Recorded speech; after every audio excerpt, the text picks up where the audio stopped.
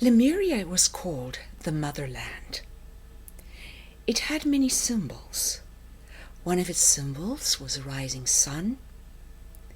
Its other symbol was a T shape. And its other symbol was a serpent with its top blue and its bottom green, the bottom layer of it, and it was surrounding 7 eggs.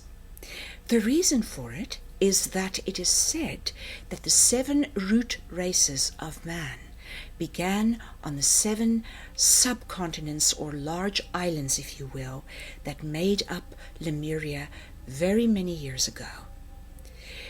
Man that walked originally on Lemuria was much larger, having more chromosomes.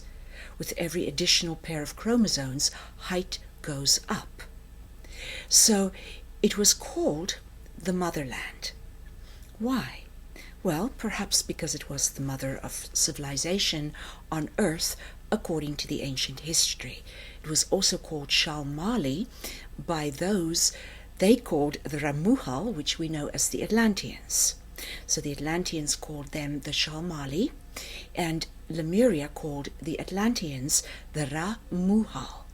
This is according to the ancient oral traditions of Toltec Naguals, the mystics that explore life between the realms. So the motherland could also be said to have another reason for its name. For many thousands of years, they were ruled by the Kumaras. And the Kumaras were beings that had balanced the masculine and feminine within them. But they did, in fact, give information that was not many places to be found on the earth, and that is that in addition to a father, a God of truth, there is a mother, who is the infinite mother who gave life to the Father. Their teachings were carried all over the earth by the first Naguals, called Naga. Naga means giver of wisdom. And the men and women that were the Nagas that went all over the world 2 by 2 as missionaries created what was called Chaldee. And in the Lemurian tongue, which I do give the alphabet of in my book, Secrets of the Hidden Realms, Chaldee simply means walls. The temple was a walled temple, and prince and slave were all equally welcome there. When the Israelites were captured by the Chaldeans, the reason they were called Chaldeans was that they had the Chaldee erected by the Naga, teaching in the Naga language the ancient ideologies and secrets that has been taken all over the world by the Lemurians.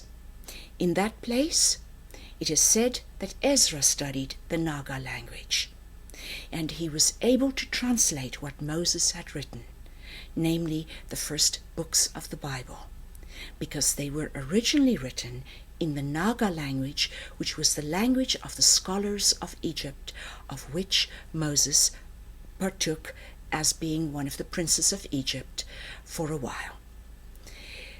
The Rishi cities in India were Rishi cities because there was one set of records taken by the ancient Naga from Lemuria to India. 6 copies were made, and they were distributed to the other cities, and this created the holy cities, or the Risha cities. It is said that 2 sets of those records are still buried in those cities, though if the monks there know about them, they certainly are not going to tell us exactly where. Lemuria became a power to be reckoned with. It made Atlantis very jealous, for its trade was enormous. And so warfare broke out. But Atlantis did not destroy Lemuria ultimately. It was the igniting of veins of gas that ran in pipes underneath the islands. When something ignited that gas, The islands did in fact erupt and in explosions. It did not all happen at once. It went bit by bit, and this is the story still told by the Hopi.